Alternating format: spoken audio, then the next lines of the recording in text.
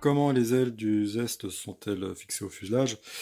Donc c'est relativement classique. Donc l'aile droite et l'aile gauche viennent s'emboîter dans des logements prévus au niveau du fuselage, comme on le voit là. Et ensuite, donc, dans le fuselage, les ailes s'emboîtent l'une dans l'autre au moyen de cette forme un peu spécifique qu'on appelle une queue d'aronde, qui est justement censée éviter la séparation axiale des ailes. En plus, pour assurer la tenue mécanique, une clé d'aile est mise en place. Donc ça c'est tout à fait classique. Donc là c'est une clé d'aile tubulaire, c'est un simple tube qui en fait, une fois mis en place, va traverser les deux ailes et assurer la rigidité de l'ensemble, et donc la reprise mécanique des efforts, notamment de flexion. Mais en ce qui concerne la tenue axiale des ailes dans l'avion, c'est-à-dire le fait d'empêcher leur séparation, ben en fait c'est assuré uniquement par ce système d'emboîtement en queue d'aronde.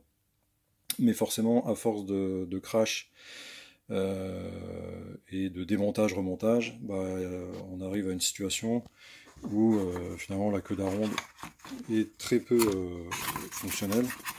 Et finalement, il suffit de 3 fois rien pour séparer les ailes. Et même si elles sont légèrement emboîtées, donc serrées dans ces logements-là, c'est pareil, à force de monter et démonter, le serrage devient de moins en moins efficace.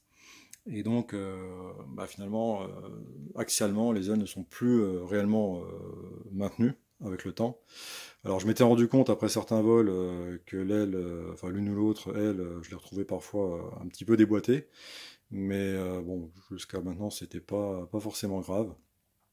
Mais là sur ce vol, je sais pas ce qui s'est passé, d'autant plus que les conditions météo étaient bonnes, il n'y avait pas particulièrement de vent. Donc c'était plutôt, je connaissais le problème, mais je m'attendais vraiment pas à perdre à perdre une aile et ensuite l'autre aile. Donc tout ça s'est passé très rapidement en quelques secondes. Bon, ce que je pense, c'est que comme j'ai tendance à faire des virages un peu trop engagés, je pense que c'est ça qui a conduit au déboîtement, en particulier d'une aile. Et bon, l'autre aile a vite suivi. Donc en plus des réparations de la cellule, il va falloir que je trouve un moyen pour que les deux ailes, une fois assemblées dans le fuselage, restent fixées l'une à l'autre, tout en maintenant la possibilité de démonter le système, parce que c'est quand même plus aisé pour le transport, mais également pour le stockage. Donc en fait, tout simplement, je vais utiliser un couple d'aimants. Voilà, des aimants cylindriques. Et donc je vais en coller un dans la demi-aile droite, au niveau de la queue d'aronde, et un autre en face, en vis-à-vis, dans la demi-aile gauche. Donc pour ce faire, j'ai creusé 2 logements dans les demi-ailes en me servant d'une Dremel, comme vous allez le voir dans la vidéo qui suit.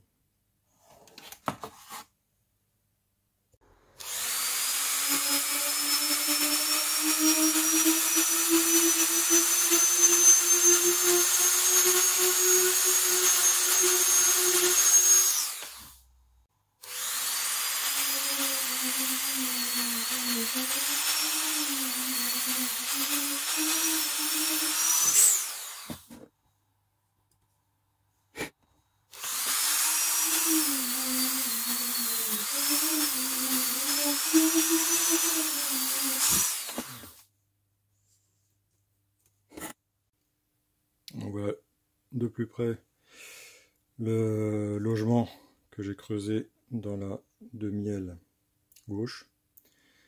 Donc il est un peu plus profond que la hauteur de l'aimant, simplement parce que les deux aimants sont très puissants et je veux éviter qu'ils se retrouvent réellement en vis-à-vis une fois les ailes mises en place, simplement parce qu'ils vont générer trop d'efforts et j'aurai, je pense, des difficultés à désassembler les ailes.